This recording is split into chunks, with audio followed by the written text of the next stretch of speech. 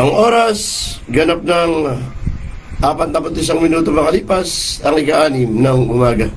Magandang umaga Luzon, Visayas at Mindanao. Magandang umaga Pilipinas. Magandang araw po sa lahat na iaabot ng broadcast namin ngayong araw na ito. Welcome sa The Observer, Pusong Manero. At samahan niyo po kami sa loob ng isang oras ngayong umagang ito. Tayo ho'y magkarinigan at magkabalitaan. Ayun. At katulad pa rin po ng dati mga kasama niyo, Felix Tambongko. Siyempre, magandang umaga muna sa bumubuo po ng PMCA o Philippine Mine Safety and Environment Association sa pungunan ni na Miss Litali ng Supreme Elite. At ganoon din sa mga tiga Rapid City. Magandang umaga rin kay Miss Annie D. Ito yung mga opisyalis ng PMCA at ganoon din kanakaroli ang Elis dyan sa mapa. Magandang umaga po sa mga tiga DNR at sa mga tiga Mines and Geosciences Bureau. At doon po sa mga tiga Environmental Management Bureau. Abay, magandang umaga rin sa mga kapatid natin sa nabuhay dyan sa House of Representatives na ang karamihan ay busy dahil sumasama doon sa mga campaign sortie. Oo, mabuti pa kayo kami, hindi na kami hari eh. Oo, medyo hirap na tayong doon sa mga takbuhan at alis ng madaling araw at uwi ng madaling araw. Anyway, at ngayong umagang ito yung magkabalitan tayo sapagkat bigyan namin kayo ng ilang update. Bagamat ngayon Sabado de Gloria at karamihan sa mga estasyon sarado pa, pero nakasanayan kasi natin na kapag ganitong Sabado de Gloria nagpo-program na tayo nakagawian na at hindi ho natin may alis na yung nakagawian hindi natin ituloy-tuloy. Kasi sanay na ho tayo na kapag ganitong Sabado de Gloria nagpo-program talaga tayo Oo, kaya kahit Sabado de Gloria tuloy ho tayo at magbibigay ho tayo ng ilang mga balita sa atin pong mga kababayan. Oo. Ayan. At kakugnay ko dyan, yung mga balita ko tayong ihatid sa inyo. Pero hindi mo pala nakuha, Melvin, yung kay Horacio Ramos, kay dating sekretary ng DNR at dating direktor ng MGB, Horacio Ramos, sapagkat pumanaw na ito. At kamakailan, at ang kasalukuyan din pong nakalagak din. Oo, nasaan ba yun? Ito, sige. Kalabitin mo nga at hindi ko makakita kung nasaan. Siya mong unahin. Oo. Siya mong unahin. At pagkalapos niyan, yung yan. Ito, umanaw na po yung butihing dating kalihim ng DNR. At kaibigan ho natin ito. Abay, ito, bago tayo nag-uumpisa sa pagko-cover ng DNR at ng mining, ito na ho yung nakakasalamuhan natin. At, ayan marami ho mga naging pagbabago sa kanyang panahon. At may mga batas rin po na isa batas sa panahon ng kanyang panunungkulan bilang kalihim ng DNR. So, mataos pusong pakikiramay ang pinararating ng palatuntunan ito sa pamilya po ni Secretary Horacio Ramos ng DNR. At yun ang kanyang wake ay April 17 hanggang 18, Baguio Memorial Chapel, April 19 to 25, Buyagan Residence at Eastern Buyagan Poblasyon. At yung kanyang interment naman ay April 26 sa Immaculate Conception Parish Church sa Kusalan Family Cemetery. So doon po sa mga kaibigan, kamag-anak ni dating DNR Secretary Horacio Ramos, ayun po yung schedule ng kanyang interment. Ayun. At balik ko tayo. Alin ba, Melvin, yung kangina? Kasi nagkakasali-salisi. Hindi ko alam kasi kung alin magkakasunod yan Ito ba yun? Ayan. At tingnan ko muna kung ito yon. Medyo ito nga. Medyo nagkakapalit-palit. Ayun, at nitong nakaraang araw, hindi naman kaila sa inyo, todo po yung paghahanda ng Rizal Philippine National Police. Doon po, sa pagdiriwang ng 2025 Semana Santa, at kasi target po ng Archdiocese of Antipolo, na makuha po yung Guinness Book of World Record na may pinakamalaking bilang ng walking pilgrimage sa kasaysayan po ng pilgrim sa mundo. Pero batay po doon sa nangyaring briefing nung nakaraan sa Rizal PNP at batay sa ulat ng Provincial Disaster Risk Reduction Management Office, umaabot daw sa 7.5 million nung nakaraang taon. Pero tipong bumaba yata ngayon at pumatak ng mahigit sa 5 milyon. Ano kaya ito? Naka-break kaya ito ng world record? Pero hindi nga nito na-break pala yung record ng nakarang taon. Pero ganun pa man, ito todo yung pasasalamat nito hong Provincial Director ng Rizal PNP sa mga naging katuwang po ng PNP at siyempre sa iba't ibang ahensya ng pamahalaan, maging sa mga force multiplier at mga local government unit. At narito yung ilang naging pahayag po ng tanggapan ni PD Maragon.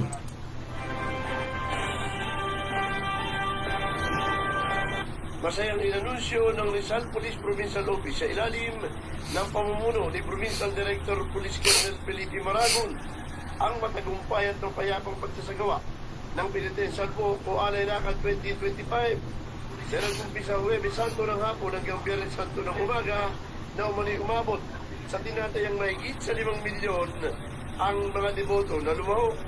Ayon kay Maragon, ang overwhelming turnout ay nagpapakita ng malalim na devosyong espiritual ng mamamayang Pilipino at malakas na kolaborasyon sa hanay ng mga ahensya ng local government units at community. Walang naitalang untoward incident ang buong event at nagpakita ito ng disiplina, kooperasyon at pagkakaisa ng lahat ng participant. Ang maayos at ligtas sa pagsasapot para lumano ng major religious event ay naging posible sa pamamagitan ng sama-samang pagsisikap ng National Agency kabilang Philippine National Police, Armed Forces of the Philippines, Bureau of Fire Protection, Bureau of Jail Management and Penology, PNP Special Action Force, Provincial Mobile Force Company, Provincial at Municipal Disaster Risk Reduction and Management Officers, at iba't ibang stakeholders. Maraming mahalagang sponsor ang kanilang dedikasyon at kooperasyon na nagsiyak ng kaligtasan at seguridad sa milyon na mga dumalo. Galing sa amin ito nagpaabot ng malalim na pagkilala at pasasalamat si Maragon sa mga local government unit sa kanilang hindi matatawarang suporta at sa mga matapat na deboto na nagpakita ng kanilang disiplina at pagkakaisa na siyang naging susi para maging matagumpay ang okasyon. Ang dakila at makahulugang okasyon umano ay nagpapakita na makakamit ang isang layunin kung may pananampalataya, disiplina at diwa ng pagkakaisa.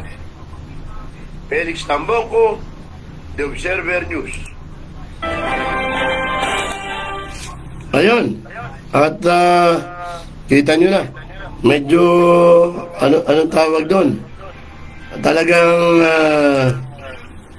tagumpay, may tuturing daw na tagumpay. Yun ang nangyaring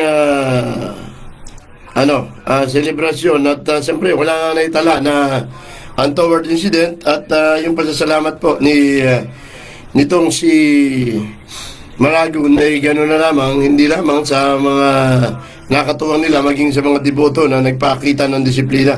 Pero magandang umaga muna kay kasamang Dan Torbeles at kay Reyes Ray at kay classmate Boy Santos. Good morning daw, bumabati ng magandang umaga si classmate Boyet Santos at si Bayaw Domingo sa Borboro. Diyan po sa bahagi ng Nara, Palawan, magandang umaga po.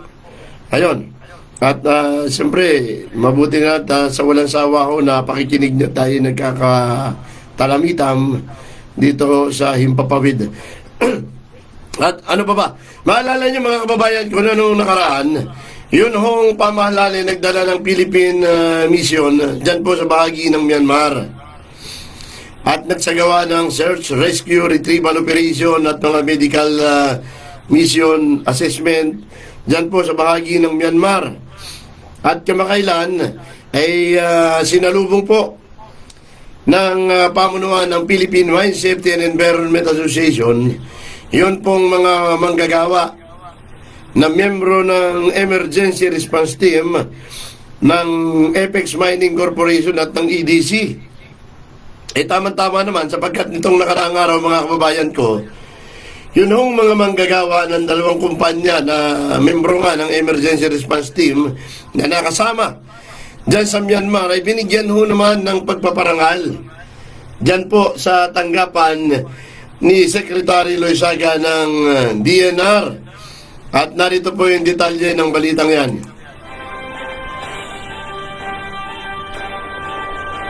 Pinarangalan ng Department of Environment and Natural Resources kasama ang mga opisyal ng Apex Mining Company Incorporated sa pangunguna ni President CEO Engineer Luis Sarmiento. Energy Development Corporation ang 14 na matatapang na responders mula sa dalawang kumpanya. Kinilala ang grupo sa papel na kanilang ginampanan sa Philippine Interagency Humanitarian Contingent na ipinadala sa Myanmar matapos na masalanta ng magnitude 7.7 earthquake noong March 28. Naging posible ang private-public collaboration sa pamamagitan ng liderato ni DNR Secretary Maria Antonio Loizaga sa ginawang pakikipag-ugnayan sa Department of National Defense at Civil Defense kung paano makakatulong ang kakayahan ng mga minero sa search, rescue at medical response. Ang DNR bilang member ng National Disaster Risk Reduction Management Council. Kaya nga nakipag-ugnayan ng kalihim sa EDC at Apex Mining na makabilang sa misyon kasama ang 89 na iba pang personnel. Ang team ay nagsagawa ng rescue operation, medical consultations at aid distribution sa mga apektadong komunidad. Personal ding pinasalamatan ni Loizaga ang mga responders at ang pamunuan ng dalawang kumpanya sa kanilang serbisyo na muling nagpatibay sa kahalagahan ng public-private partnership sa pagpapalakas ng disaster response capabilities ng bansa. Kabilang sa mga ginawa ng parangal sa EDC sina Chopilo Isguera, Gerard Natividad, Roy Joseph Trinidad at Michael Odjaman. Sa Apex Mining Corporation naman, ang mga binigyan ng parangal ay sina Rodel Serad, Jason Chavez, Ramil Nasayaw, Ruben Hayag, Jerome Anyo, Roel Kial, Mike Jack Macalanga Sr., Stewart Chedra, Peter de la Serna Jr. at John Ray Igkasan. Ayon kay Loizaga, ang katapangan, commitment at malasakit ay nagpapakita ng best Filipino spirit at nagbibigay din sa kahalagahan ng pagtutulungan para sa mas ligtas at mas resilient na kinabukasan. Felix Tambongco, The Observer News. Ayun, mga kababayan ko, congratulations ha. At sa totoo lang ko kapag ka hindi ka matapang dito at hindi ka medyo, anong tawag dito, pahina-hina ka, hindi ka makaka-rescue, mga kababayan. O, siyempre, sakripisyo. At yun yung binigyan ng pagpapalaga. Pero sa totoo lang mga kababayan ko, dati na ako na ginagawa ng PMCA ng mga miner sa ilalim ng Pusong Minero Program, yun yung pagsasagawa ng mga search, rescue, retrieval, relief operation at iba pang tulong sa mga lugar na nasasalanta ko ng kalamidad. Dati na ako nila yan na ginagawa. Pinakauli na ginawa nila dito sa bahagi ng Batangas na nakaranas ng landslide o mga clearing at mga rescue operation na ginawa doon. Halos yun sa ilalim ng Pusong Minero Program ng PMCA. At siyempre, congratulations at mga taga-EDC at sa mga Apex Mining sa pangunguna ni Luis Sarmiento. Pero maliban dyan, balitang DNR pa rin tayo kasi ito ho, matindi ho yung pangamba ng ating mga kababayan. Kaugnay nga dyan sa uso na naman yung mga illegal logging. Kasi kailangan ng mga kababayan natin na mapagkakakitaan. Pero nagkataon naman mga kababayan ko na kasi yung mga ginagamit sa illegal logging yun ho mismong mga tawag dito, censo. Tama-tama naman, dito kung nakaraang araw din, nagsagawa po ng operasyon yung pinagsanib na pwersa ng PNP at ng DNR laban po doon sa mga nagbebenta at nag-iimporta po nung tinatawag na yung mga censo, yung mga pamutol ng kahoy. Oo, at narito yung detalye ng balitang yan.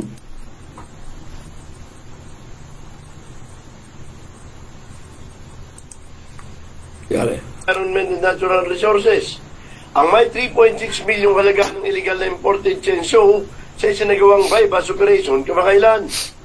Umaabot sa 241 illegally imported counterfeit censos na nasa 3.589,000 ang halaga ng nabawi ng pinagsanib ng pwersa ng DNR at local police sa isinagawang operasyon sa isang warehouse sa Valenzuela.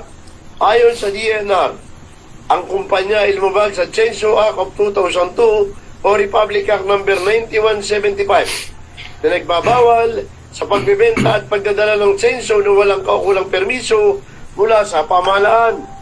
Ang pagkakakumpiska sa mga naturang kontrabando ay bahagi ng pagsisikap ng DNR na labanan ang environmental crimes at protektahan ang kagubatan. Ayon kay Secretary Maria Antonia Yulo Loizaga, ang pagkakakumpiska ay nagpapakita sa komitment ng gobyerno upang labanan ang environmental crimes sa pamamagitan ng pakikipagkolaborasyon sa ibang ahensya upang protektahan ang likas na yaman. Nanawagan din ang kalihim sa mga negosyante na sumunod sa mga regulasyon at pamantayan na pinatutupad ng pamahalaan upang maprotektahan ang kapaligiran. Felix Tambongco, The Observer News.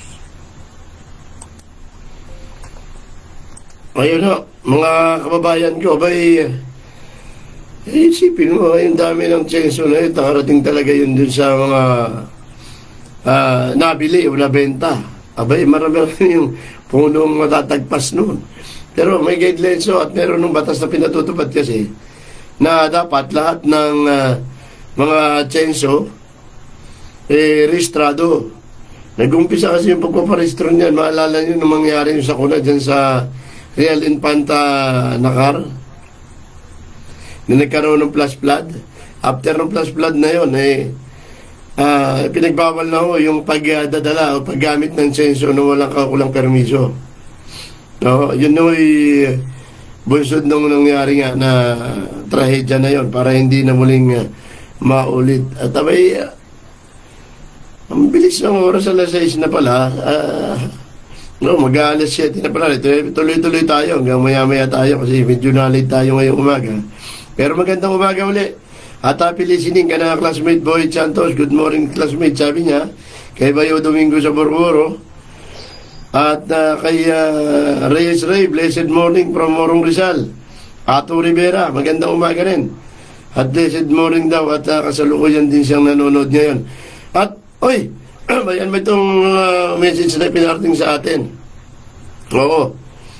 Ano ba naman ang pamumulitika na ito? Hindi na ba nawala itong ganitong style ng pamumulitika? Pero alam ko dating style na ito Dating style na ito ng pamumulitika, mga kababayan ko. Itong sinasabi na na pamamaraan ng mga tradisyonal na politiko. Dati na ito Kasi kahit ng mga panahon na ako'y kumakandidato pa rin, ganito na yung style. Kapag ikaw ay oposisyon, naturalmente, kung may gagamitin kang pasilidad ng gobyerno, katulad ng Town Plaza, overture, yan hong mga nasa oposisyon, kadalasan gagawa ho yan ng formal request. Doon sa request, nilalaman doon kung kailan magsasagawa. Katulad yun, gusto ng proclamation rally, required yun eh. Ang proclamation rally, ang ginagawa naman ng nakaupo, bibitinin yan doon sa petsa na binigay.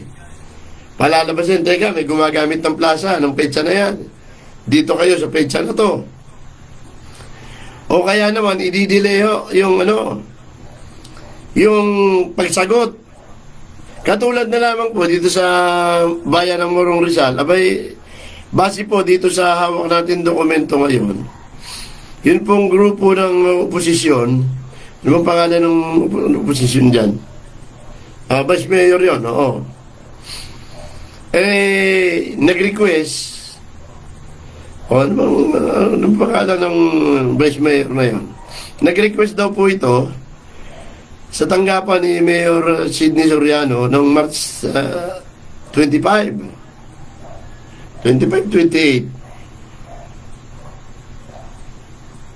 Dikit-dikit eh. March 25. Nag-request na sila ay magsasagawa ng magsasagawa ng Jose Fred Feliciano Jr., Vice Mayor. Nag-request ito na magsasagawa sila ng proclamation rally at gagamitin nila yung Town Plaza sa April 26, 2025, alas 8 hanggang alas 10 ng gabi. Ayun. At binanggit po dito sa request, natitiyakin naman nila yung pagkasagawa ng event ay nasa maayos na pamamaraan, orderly manner, at susunod sa pamantayan at guidelines na pinututupad ng lokal na pamahalaan. So, Marino, March 25. Pero, mabigat daw nito, March 28. Inabot daw ng 2 linggo, halos 2 linggo yung request, bago ba binigyan ng pero sa totoo lang tingnan mo, kailan ba? 27. Ang request niya, 26. Matagal pa nga naman kasi anong petsa pa lang ngayon? Anong petsa pa lang tayo ngayon na 19? 20. Ngayon, meron pang ilang araw, okay pa lang naman kahit tumagil ng 2 linggo. Hindi usaping political to pag ako ang titingin. Sumagot po yung tanggapan daw ng ni Mayor. March, ito na. Halos 2 linggo bago sinagot. Yung request. At, anong tawag doon? Yung petsang hinihingi, hindi ho yun ang nabigay pala. Yan. Sinagot siya April 15. At sinabi na natanggap nila ang request sa Town Plaza, ang venue. At sinabi rin na yung proclamation rally ay pwedeng gawin sa pagitan ng April 21 hanggang 25. At available lang daw ng Monday, April 21, yung Town Plaza. At i-reserve naman ang lokal na pamahalaan, alang 21. Ito ang mga estratehiya ito, dati na ito, nagiging issue na lang, dapat nasasanay na rin tayo rito. Sa akin, pag ako titingin ito, hindi na issue to. Kasi, estratehiya na magkabila yan Meron naman pamamaraan ng ilang LGU. Ng ilang kandidato. Hihingi ng petsa yan, yung malapit na. Para lang mapag-usapan na, ang tagal bago binigyan ng permit.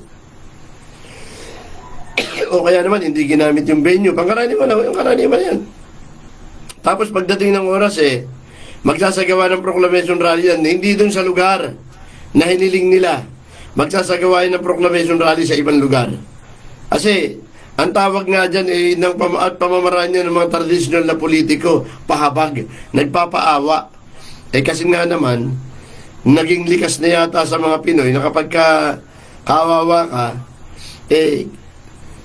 papaboran ka ng mamamayan. Pero kung ako ang titingin dito personally, hindi na issue to hindi na issue. Sa personal na pananaw ko, pagdating sa gano'n, BFF John Feliciano pala yung yung mayor, yung vice mayor. John Feliciano.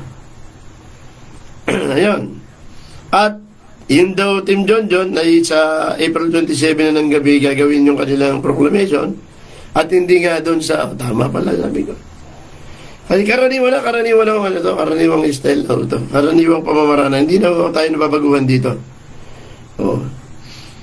Sabi ko nga dapat, yung mga kababayan natin masanay na sa ganito. Dahil hindi na bago itong mga pamamaraan ito.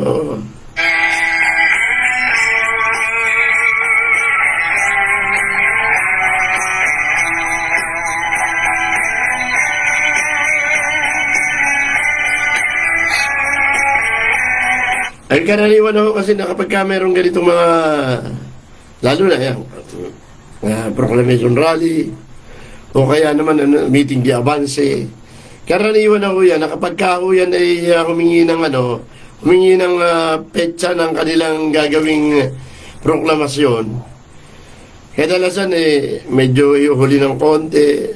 Sabi ko, hindi na bago, at hindi na nga issue ito yung ganito. Kaya binabanggit natin dahil una nga, merong ilang paniniwala at merong ilang pananaw na ito ro'y isang pamamaraan o isang anyo ng panggigipit. Pero sabi ko nga kanina hindi na ito issue. Hindi na siya issue at hindi na dapat na na nakakapekto pa doon sa usapin ng pamumulitika o yung politika ang sinasabi natin. Anyway, iwanan natin yan at kasi katulad yan, maraming mga kapag dating sa lokal, lalo na pumunta ka sa lungsod ng Pasig, nakaw, ang tindi lalo ng politika dyan sa lokal na yan. At kala talo pa nasyonal talo pa yung nasyonal. Kapag yung issue ng Pasig ang pinag-usapan natin, ang lalim na nung nakaraan, yun si Mayor Vico Soto, pinailan ng kampo raw nitong si Sara Diskaya ng disqualification. Pero ibinalita nitong si Mayor Vico Soto ng Pasig na yun daw disqualification laban sa kanya na inihain ng mga Diskaya, dinismiss na noong January 28.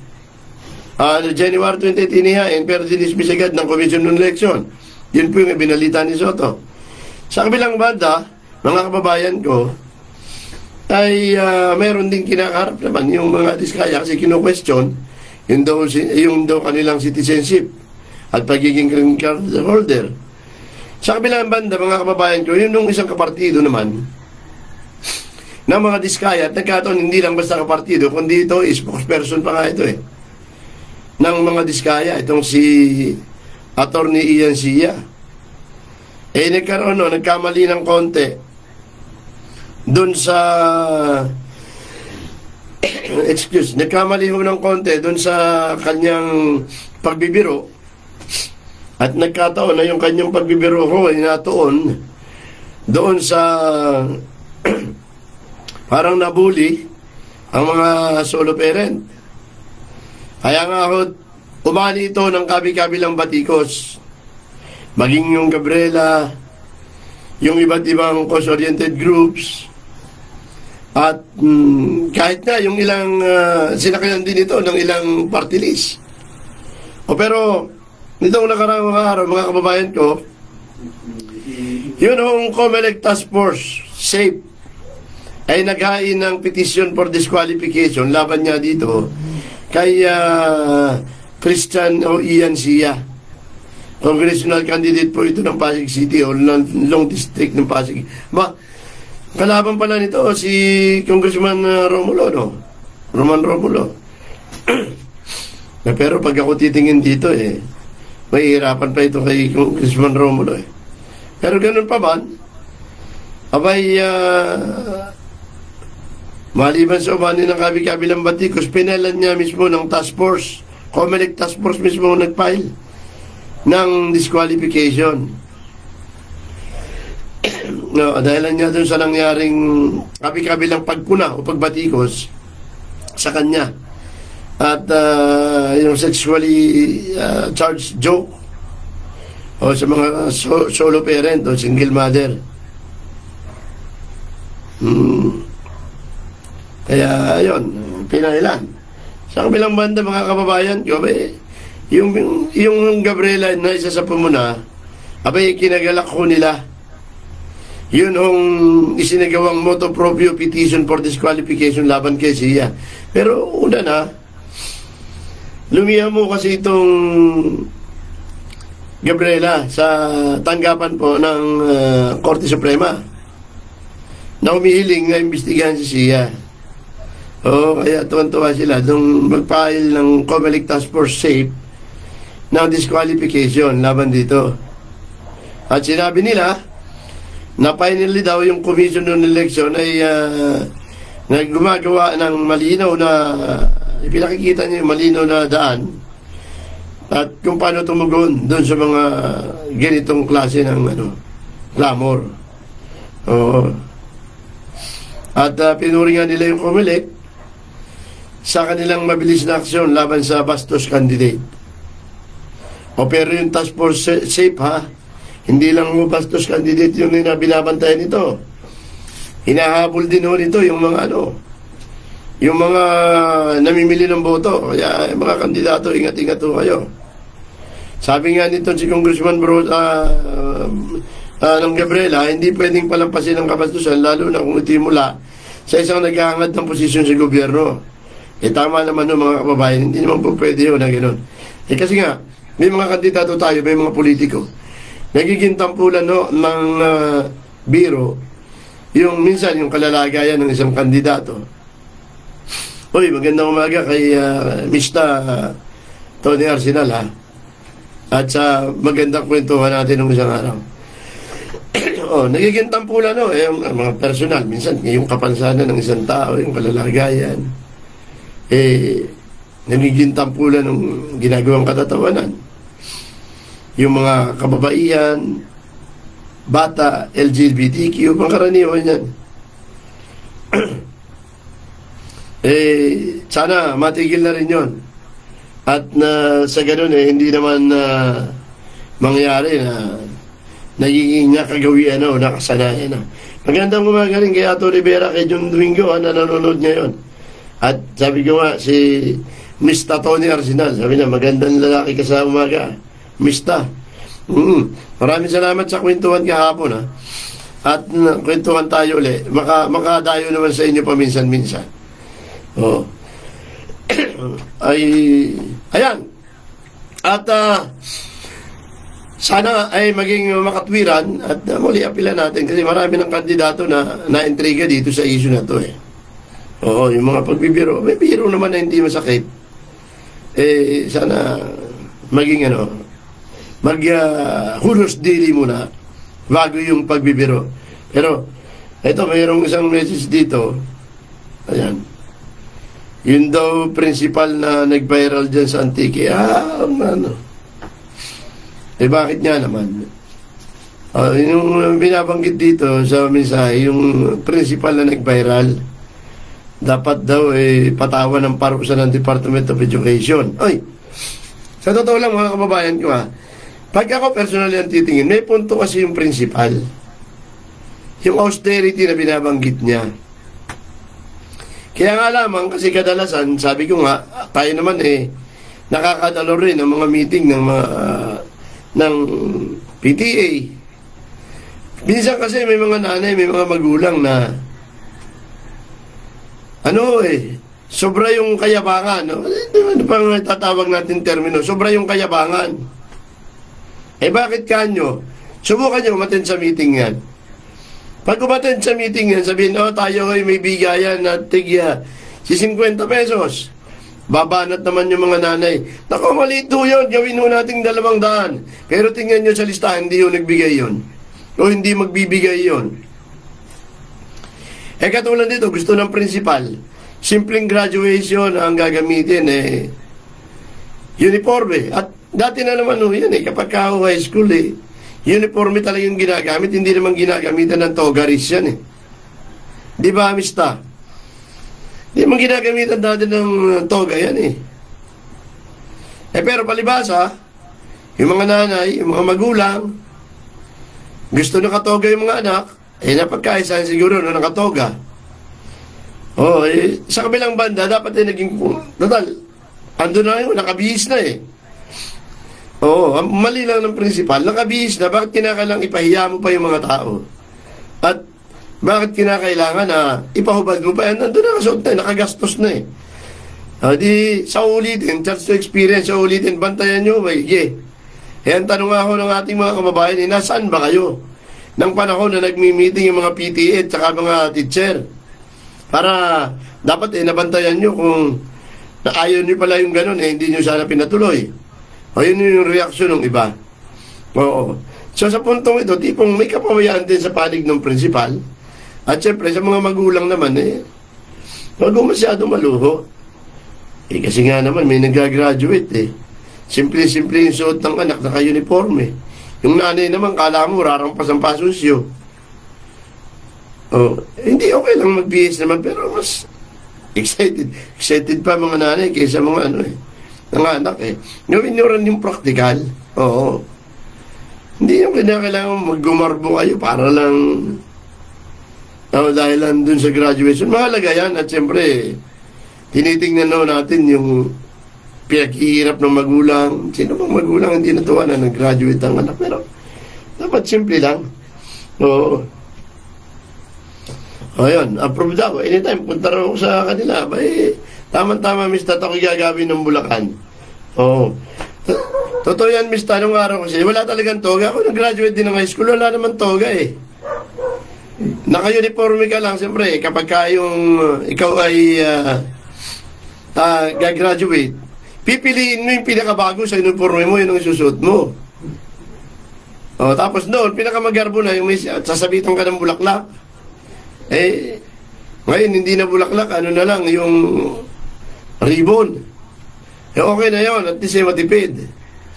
Pinakamagarbo nung araw, lalagyan ka na ng bulaklak, yung bulaklak na hindi halos makita yung mukha, magarbo na yun. Hindi ba? Kasi yung kulay green na parang lumugis Christmas tree. Yung mga nilalagay na ng mga dahon dun at saka bulaklak Kaya halos natatakpan yung mukha. Pero ganun lang, pinakamagarbo na yon. Hindi naman parang nagpapasunso So, siguro, at apila rin tayo doon sa kaibigan natin, dating senador na kalihim ngayon ng DNR. Siguro, boss,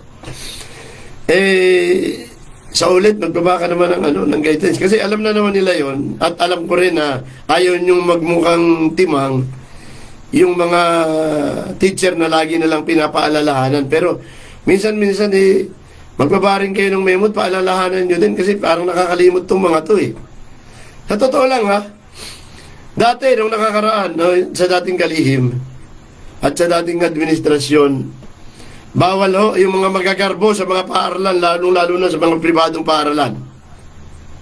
Kahit nga yung uniforme, hindi nire-require na magsuot ng uniforme dahil nahihirapan bumili ang magulang. Pero ngayon, pumunta kayo sa mga eskwelahan, kabi-kabila mga Mr. and Mrs. Pies, Mr. and Mrs. PTA, ganon. Tapos, Miss, ganon, yung mga kandidatuan na puro fundraising, bebenta ng ticket, magpapapirma. Bakit bumalik na naman? Kabi-kabila. Puro gastos ang estudyante ngayon sa pribadong paaralan. Kasi maluluho yung mga principal. Siyempre, gustong-gusto naman ng mga teacher. Yung mga nanay naman, gusto siyempre, pasado rin yung mga anak. Yung anak mo, kasanin natin sa beauty pageant. Pag isinali mo, bibili ka na kung ano. May anong tawag dyan, mga damit na mamahalin. Ang iba naman, mag-ahire, 2,000, 3,000. Pagpapapirma ng sa ticket, ang magbebenta ng ticket, pagpapapirma ng para dun sa boto. Hikayatin pa na sa Facebook i-promote. Oh, atin lang, siguro, tingnan doon yung ginawang sekretary. Kasi, boss, sobrang garbo na ho at sobrang luho na ho ng mga paaralan ngayon na pribado. Dati bawal na to eh, mga fundraising na to eh. Ay mayabang yung nanay, mayabang yung tatay. Kailangan manalo yung anak natin mangungutang sa 5-6 para malaki yung mairimit na pera. Bumalik na naman yung kultura na yun sa mga pampublikong paaralan. Pakisuyo naman po, ginawang sekretary, pakipagtuunan nyo ng pansin kasi nagiging paligsahan na ng mga mayayaman itong mga pribadong paaralan eh. Baka pwede bawas-bawasan ho na naman yung nangyayari mga beauty pageant dyan sa paaralan. Ayun, nagising na si kasama Jimmy Mahuli. Ayun. Wilwin, yung hagilapin mo nga si Ka Jimmy at ating dayuhin ang kwentuhan. Sa kabilang banda, mga kababayan ko, ha? Punta ho tayo dito sa usapin po ng speaking kasi itong mga ito na pinag-uusapan natin, ito ho'y nagre-reflect hindi lamang dun sa mga lokal na mamumuno kundi sa nasyonal na pamahalaan. Idagdag mo pa yung kabi-kabilang issue ng politika dahil sa eleksyon. At yung mga pangyayari na nagbubunsod para ho maka-epekto doon po sa sistema ng pamumuno o pamamahala ng ating pamahalaan. Katulad ng halimbawa, ano yung pinagpistahan na issue nitong nakaraan araw? Yun daw yung trust rating ng mga namumuno sa pamahalaan ay talaga namang naapektuhan nitong mga nakaraang pangyayari, katulad na lamang ng pagkaka-aresto ng ICC at pagdadala sa The Hague kay dating Pangulong Rodrigo Roa Duterte. So, ano hong naging implikasyon nito, mga kababayan ko? Hindi ho ba't doon sa pinakababang, sa pinakahuling survey sa trust approval rating, tumaas po, yun pong si Vice President Sara Duterte, nabugbog sarado dahil doon sa issue ng kinakaharap na impeachment. Pero, sa halip po na bumaba ang rating nito, lalo hong tumaas. Habang ang rating ni Pangulong BBM, habang ikot ng ikot at nangangampanya at nag-i-endorso ng kanyang mga kandidato, abay, nalaglag ho. Bumagsak. So ano bang ibig natin sabihin? 61% raw po yung trust rating ni Vice President Sara Duterte. Oo, mas mataas ito dun sa 53% ng February. At ito ay sa pinakahuling ulat ng Pulse SC Survey, March 23 hanggang 29. At lumilitaw po doon sa survey na ang Vice President pinagkakatiwala ang top official ng bansa. Ayan po yung lumilitaw doon sa survey. At nakuha rin na ito pinakamataas na approval rating na 50% sa buwan ng Marso at 52 nga ng February. Pero yun nung Pangulo, pagdating sa trust rating, yun nung kanyang dating 42% ng February, naging 25% na lamang ng Marso. Kung kailan pa ikot ng ikot ito at nag-i-endorso ng kanyang mga kandidato. At nakakapagpropaganda, nakakapagpaliwanag. Saka pa bumagsak yung kanyang trust rating, habang yung kanyang approval rating, nakakuha lamang ito ng 25% mababaho ito dun sa kanyang 42% ng February. Nakakalungkot ito. So bakit nagkaganon? So ibig sabihin, nag-i-implicate po yung mga nakaraang mga pangyayari. Oo. Nagre-reflect dun po sa ano yung nangyayari at mga naganap. Kasi nga, kita mo naman, sabi nga natin, biglang naging maingay yung mga tiga-suporta ng dating Pangulong Rodrigo Duterte. So naturalmente, ito yung kakahinatnan. Magre-reflect yan dun sa trust rating. Bumagsak din pala yung kay Speaker Martin Romualdez sa 14%. At kay Chis Escudero, ganun din. 38%. Medyo ano to. Bumagsak din. Ang Speaker of the House, 14%. Tapos maintain yata parehong 14. Anyway, iwanan natin yan. At Melvin, kontakin mo si Kajimi kahit sa Messenger. Magkakwentuhan kami, nagising na magandang umaga Kajimi at ganoon din. Uy, bulaklak ng talbak daw yung sinasabi ni Mr. Tony Arsenal. Hindi ko kilala kasi yun eh. Yun yung mga nilalagay nung araw kapag ka nag-graduate ka, tapos may ribbon, okay na yun. Pero itong huli pagarbuhan. Balikan ko lang ulit kay Secretary Angara, yung kaibigan natin. At boss, pakisilip niyo po yung kalalagayan ng mga elementary school at high school natin kasi masyadong magharbo na. Yung nagiging sistema, puro sosyalan ng sosyalan. Oo. Ayun.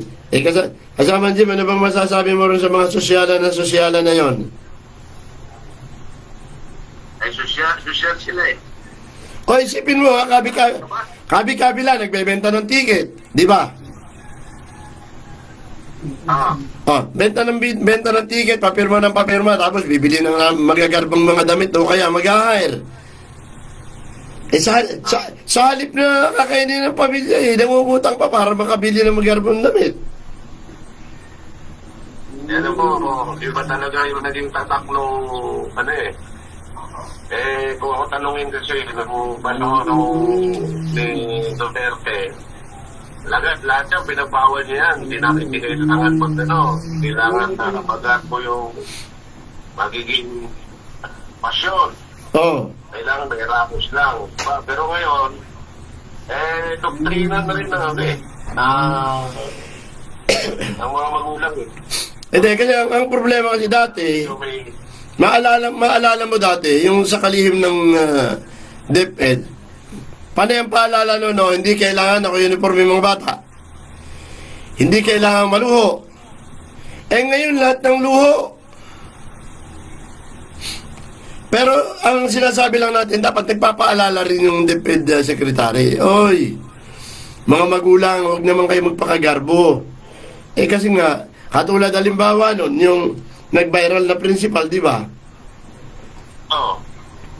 Kasi ayaw niya nang nakatoga, masyadong magastos. Kasi talaga namang hindi nakatoga nung araw, yung high school. Masyadong magastos. Ang problema, nabili na nandun na. Kaya nga kapila natin sa mga magulang, huwag naman masyadong kagarbuhan. Kung kailan tayo baon na baon sa utang, kung kailan napakataas sa mga presyo ng bilhin, saka pa tayo naggagarbo. Kaya tuwan-tuwa ang mga Bombay. Di ba? Sa Bombay ang puntahan mo Kapag ka wala kang itustos doon sa kagarbuhan mo, sa Bombay ang punta mo.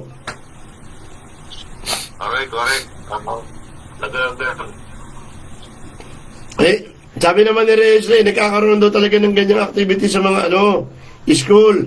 Dahil kulang-kulang ang mga suporta na nakukuha mula sa pamahalaan. Hindi naman yun Sa totoo lang, kung titingnan mo, yung inilalaan ng national government sa DepEd, kahit sa local government unit, yung mga munisipyo, meron yung inilalaan sa local school board. At bukod pa, yung mga pondo talagang inilalaan para sa mga pampagawa. Kung talagang gagastusin ng tama yun, sapat na yun. Eh bakit taon-taon na lamang? Sige. Tuwi na lamang pasukan, bibili ng ventilador. Ay magulang, bibili tayo ventilador. Taon-taon na lang yan. Ganun lagi. Magpaparepair tayo ng kung ano-ano. Ano yung bagong forma ng mga PTA officers?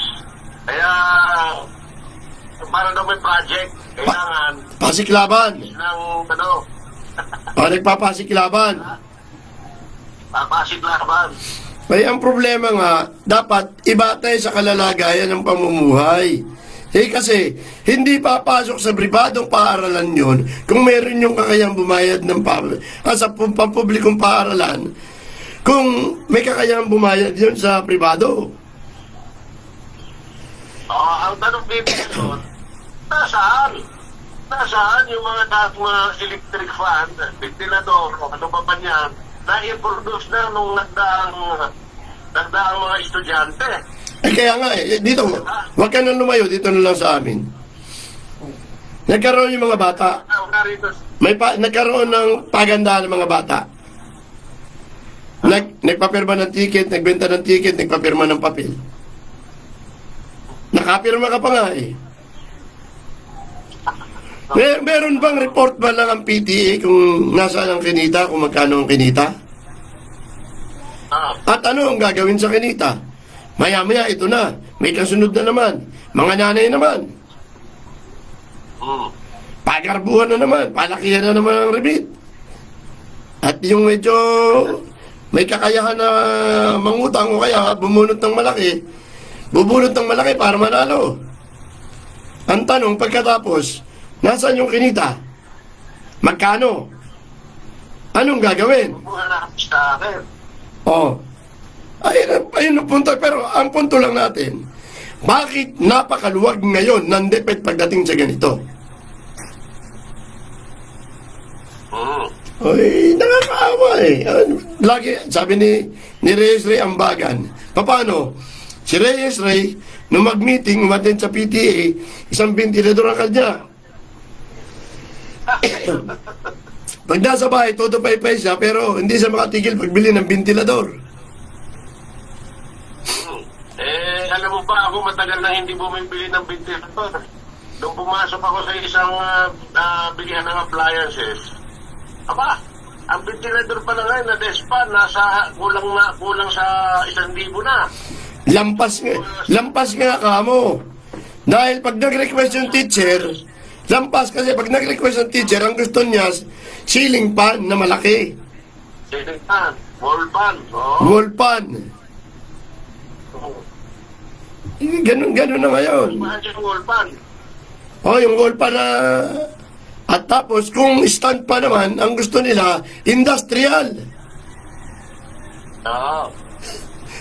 Bira. Mas mahal yun. Mas mahal. Nasaan yung kinita? Bakit nangihingi pa? Huwag mo hanapin sa akin at wala. Lalong wala sa akin. Hindi kaya na kay Mr. Tony Arsenal yan. Baka kay Bustoni. Pero teka muna ha. Nakita ko yung mga post ni Mr. Tony Arsenal nung isang araw eh. Yung issue ng Bulacan. Nakabili pala talaga yung mayor ba yun? Mayor? Mayor. Mayor. Ibig sabihin, yun yung bilanggo na tumatayong pinuno doon sa loob ng kulungan. Naglalabas-masok sa kulungan at nakabili pa ng bagong sasakyan. Parang yun yata yung issue. Kaya lang, tipong may kinakabit sa politika eh. Ang may control pala ng mga bilanggo na yon, hindi pala provincial jail. Hindi pala BJMP. Provincial. Provincial siya, tapos ang tumatayo na pinakang-head doon, yung parang hepe ng CSU.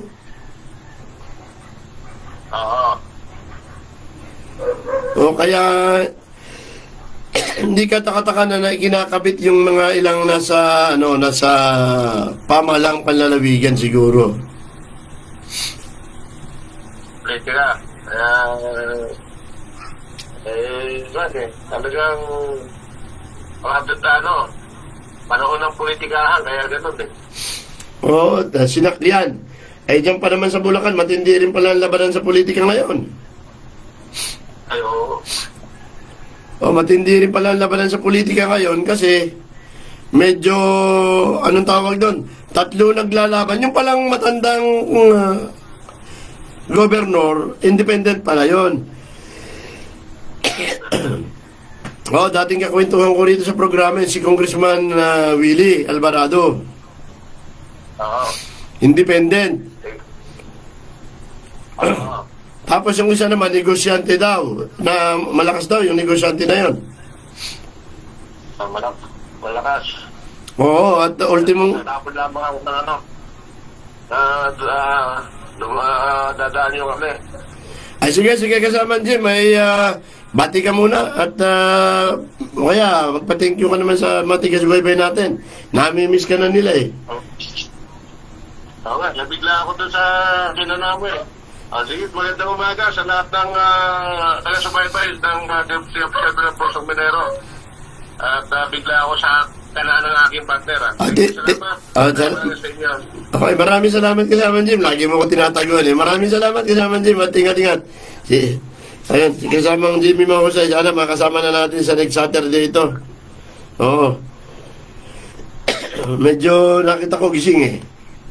Anyway, at may tama-tama naman pala at medyo inabot na rin tayo ng oras para tayo magpaalam ngayong umagang ito. At siguro sa darating na Sabado, mga kababayan ko, meron lang tayong ginagawang ilang mga adjustment. At siguro itry din natin na magpa-programa naman ng gabi. Oo. At para sa kapakanan naman ng mga anong tawag doon, mga hating gabi kumatulog at yung mga nasa ibang bansa. Sa lahat po ng mga kasama at sumubaybay sa atin ngayon, kay Boy Santos, kay classmate, kay Bayaw Domingo sa Borboro, kay Reyes Ray, Ato Rivera, kay John Domingo, kay Insan Dunjun, kay Mista Tony Arsenal, at kay kasama Jimmy Mahusay, siyempre, at kay Jing de la Cruz Nacion.